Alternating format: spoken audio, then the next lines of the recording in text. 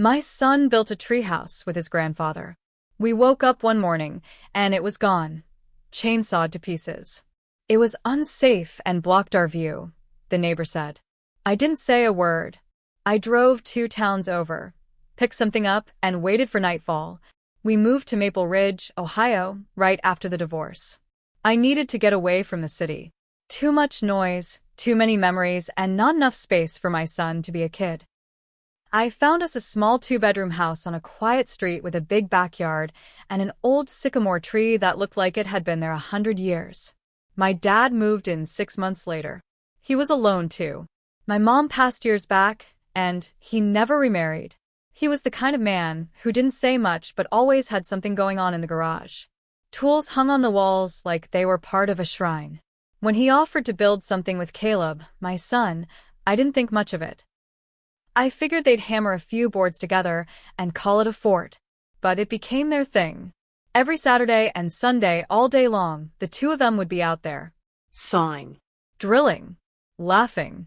Caleb was 8, but you wouldn't have guessed it the way he listened to my dad. He followed every instruction, measured every beam twice. My dad showed him how to level the base, anchor the supports, brace the corners.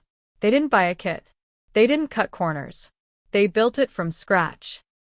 It took them 5 weekends. They built a little deck with a railing, a trapdoor with a ladder. They painted it blue and red. Caleb came up with the name, the Watchtower. He even made a sign for it. Inside, there were 2 folding chairs, a flashlight, a walkie-talkie, and my dad's old army binoculars. The night it was finished, Caleb begged to sleep in it. We let him. I checked on him twice. He was sound asleep with his flashlight still on. That night meant the world to him. 3 days later, I woke up early and went out with my coffee, same as always. That's when I saw it. Gone. Not dismantled. Not taken down carefully. Destroyed.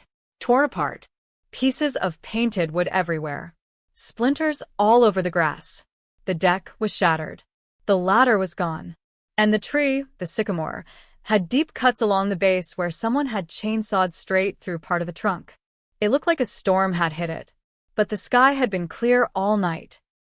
I was still trying to process it when I heard a voice behind me. It was unsafe. And it blocked our view. I turned around. It was our neighbor, Mr. Burgess. He stood there in his driveway like nothing was wrong.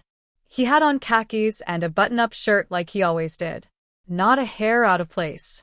His wife, Mary, stood behind him holding their tiny dog. I didn't say anything at first. I couldn't. My mind was frozen. All I could do was stare at him. You should have gotten a permit, he said. That thing was a liability, not to mention the eyesore. Then he turned around and walked back inside. I stood there for a long time. My coffee went cold in my hand. That treehouse wasn't just some kid's toy. It was the one thing my son and his grandfather built together. It was hours of hard work. It was something that meant something. And Burgess had it destroyed. I didn't yell.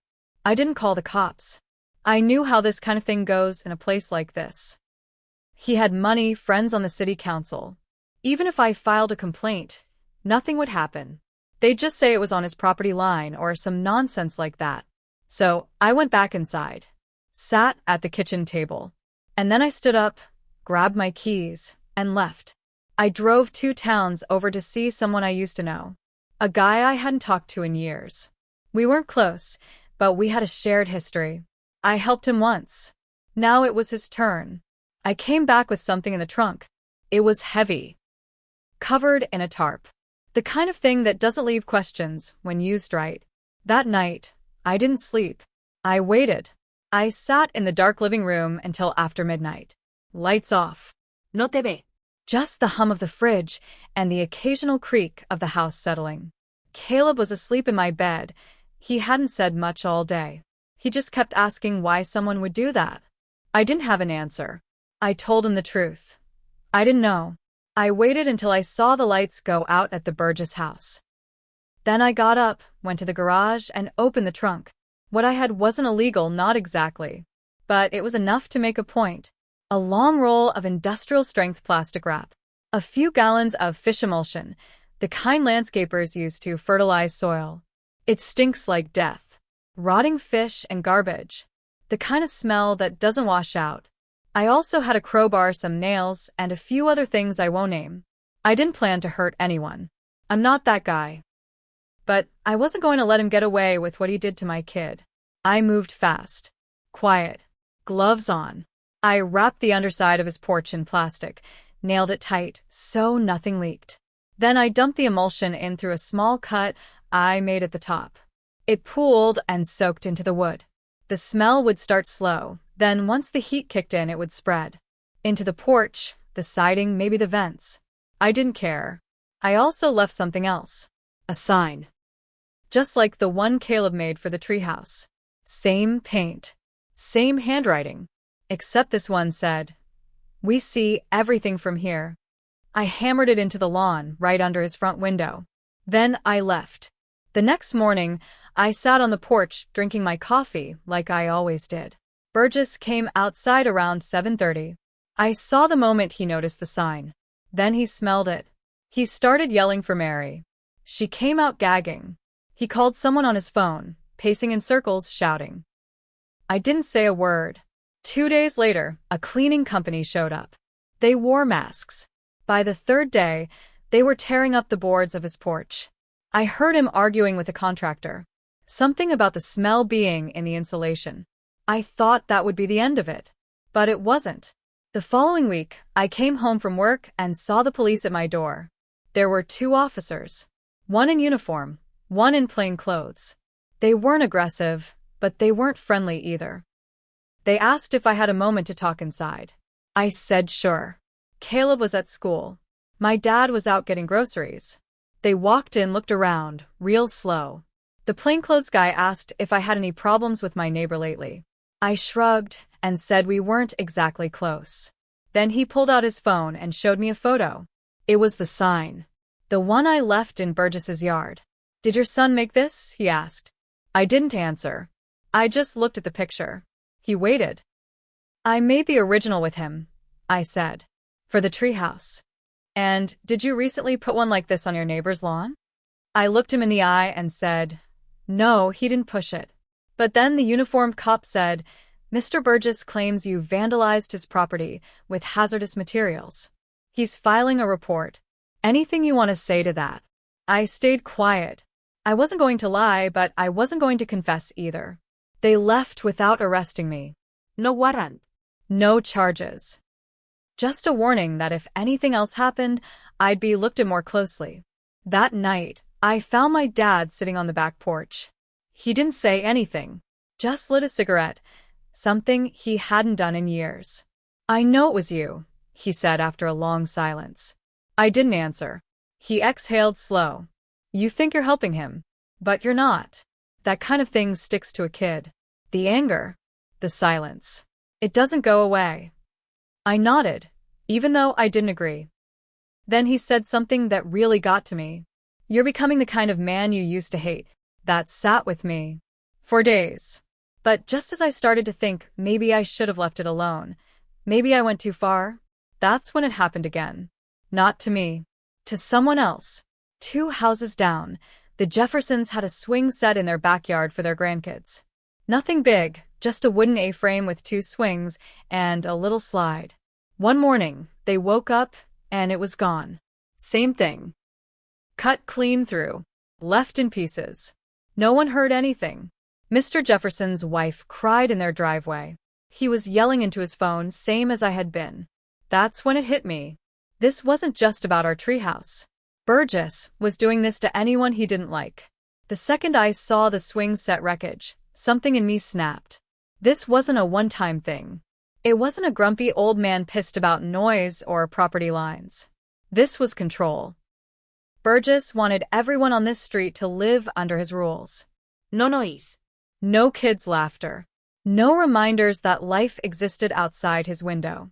I walked straight to the Jeffersons' driveway. Mr. Jefferson was trying to lift one of the broken beams, but he's in his 70s. I helped him carry it back, near the shed. His hands were shaking. He said we didn't ask permission, he muttered. Said we cluttered the view. It was for our grandkids. They're 5 and 7. That night, I called a meeting. 7 neighbors came. 2 families with small kids. 1 young couple, the Jeffersons. A single mom from across the street. Everyone had a story. Barking dogs, warning letters, code enforcement visits, anonymous complaints to the HOA. Everything led back to Burgess. He filed noise complaints. Complained about paint colors. Even got someone fined for parking their car too close to the curb. And the worst part? No one had ever stood up to him.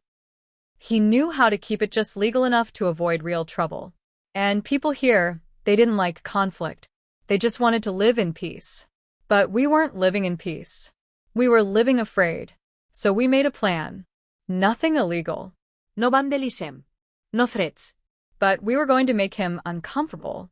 We were going to give him a taste of what it felt like to live surrounded by people who didn't give a damn what he liked. Every kid on the street got sidewalk chalk and was told to cover their driveway. People started playing music a little louder in the evenings. Someone brought a drum set out into their garage. The Jeffersons hung string lights on their fence and had their grandkids over every day after school. And I did the one thing I knew would push him over the edge. I rebuilt the treehouse. Not the same one. Bigger. Brighter. Taller. And this time, I put a motion-activated spotlight on it. When you looked out from the Burgess house at night, it lit up like a beacon. I knew he'd try something.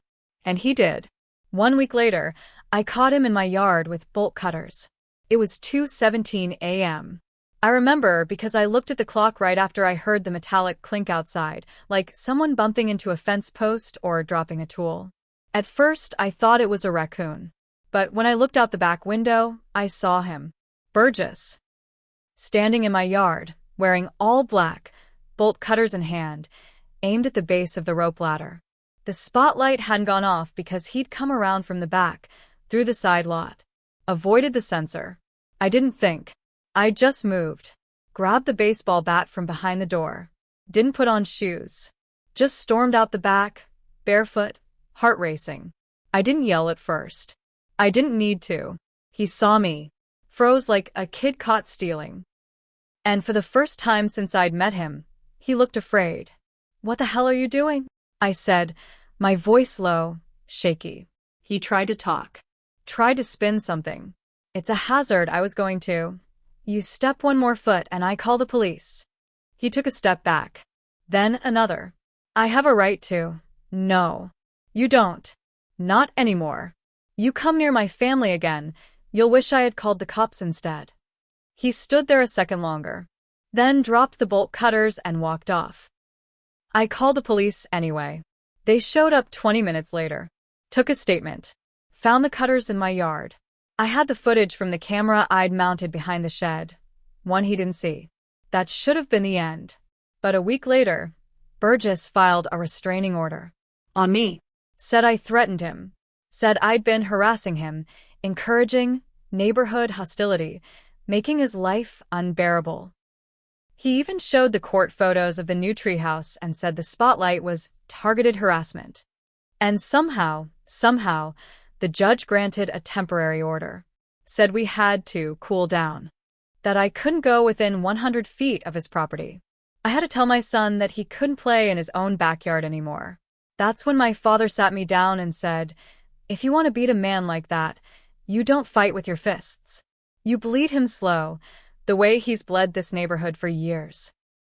And so that's what I started doing. Quietly. Carefully. And it worked. It started with the permits. I filed a public records request with the city. Took less than a week to get copies of every improvement, structure, and fence Burgess had put on his property over the last 10 years. There were gaps. Expired permits. A patio extension that didn't meet setback requirements. A retaining wall that had no inspection sign-off.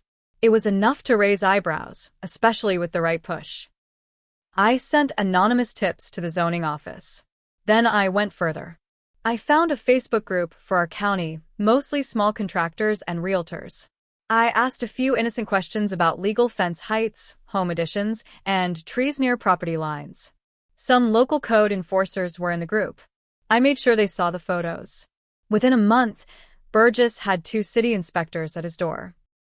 I watched from my porch as they walked his property, taking pictures and notes while he followed, red-faced and shouting.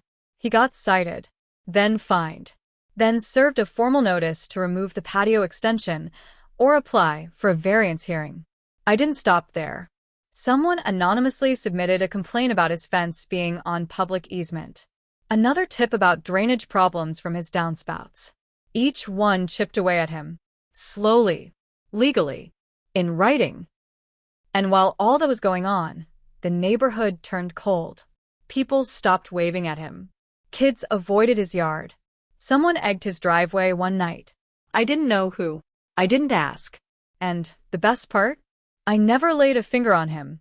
Every move I made was through channels, paper trails, quiet whispers. He started to unravel. One morning, I saw him standing in his front yard just staring at the Jeffersons' house. Nothing happening, just watching. Like he was waiting for someone to make a mistake. Then, one night, something shifted. His wife left. I saw her drive off in a packed SUV. She didn't come back. Neighbors said they'd been arguing nonstop. That she couldn't sleep with the constant stress, the inspectors, the stink that still lingered under parts of the house no matter how much he scrubbed. That he was obsessed with us. The next day, his for sale sign went up. It should have felt like a win. But it didn't. The day the sign went up, Caleb was sitting on the treehouse deck with a book in his lap. He didn't say anything. Just looked over at the Burgess house, then down at the yard where all the broken boards had once been. I joined him up there. Sat next to him. He didn't look up from the page. Is he leaving because of us? He asked. I didn't know how to answer. Technically, yes. But not because of Caleb. Not directly. And definitely not for the reasons that would make any sense to a kid. He made a lot of bad choices, I finally said. People stopped putting up with it. Caleb nodded, quiet. A week later, moving trucks showed up. 2 guys hauled boxes while Burgess barked instructions. No Mary. No friends. No one helping. Just him, pacing in that buttoned-up shirt he always wore, still trying to look like he was in control. He didn't look at me once. Not when he left the porch. Not when he walked down the driveway. But I watched. Not with pride. Not with joy. Just exhaustion. That night, after the trucks were gone, my dad and I sat out on the back steps. He handed me a beer and said, "You win?" I didn't answer, because I wasn't sure anymore what winning meant. I looked at the treehouse, lit up in the dark, and thought about how it started. A quiet project between a grandfather and a boy. Something innocent. Something good. And now there was this hole around it. This ache. All because one man couldn't stand the sound of kids laughing. Sometimes I wonder if Caleb will remember the treehouse, or if he'll remember the man who tore it down, and the father who quietly made sure he never did it again.